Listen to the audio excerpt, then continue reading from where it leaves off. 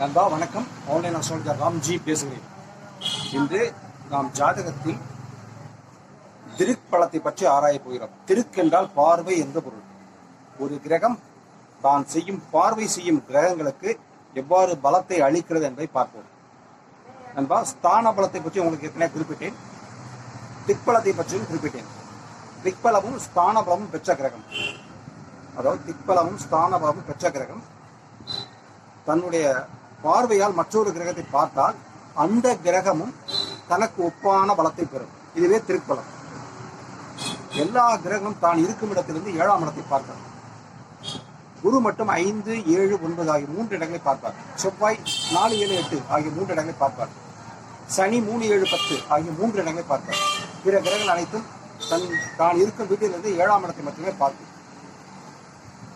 நண்பா, இந்த ஒரு கிரகம் இயற்கை சுபராக இருக்கும் பட்சம் தான் பார்வை செய்யும் கிரகத்தையும் சுபத்தன்மை செய்யும், சுபமாக்கும்.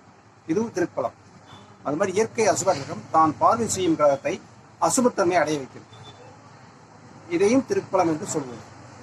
அதுபோல லக்கண சுபர்கள் லக்கண பாவிகளை பார்த்தால் அவர்களே லக்கண பாவிகள் என்ற தோஷத்திலிருந்து நீக்குவர்.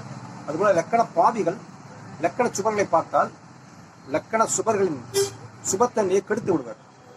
இதுபோல ஒரு கிரகம் மற்றொரு கிரகத்தோட பார்வையால் தொடர்பு கொண்டு சுபத்தையோ அசுபத்தையோ பலத்தையோ பலமின்மையோ எது என்ன தருகிறதோ அதை திருப்பலம் என்று சொல்வோம்.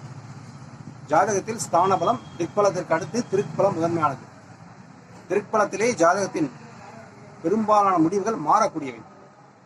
ஒரு கிரகம் எவ்வளவு ஸ்தான பலம் பெற்றிருந்தாலும் திக்பலம் பெற்றிருந்தாலும் திருப்பலத்தால் அந்த கிரகத்தின் நிலை அப்படியே தலைகீழா மாறிவிடும். பலமான கிரகம் பலகீனமாகவும் சுபக்கிரகம் அசுபமாகவும் அப்படியே நிலைமை தலைகீழா மாறக்கூடியது திருப்பலத்தால். நன்றி, வணக்கம்.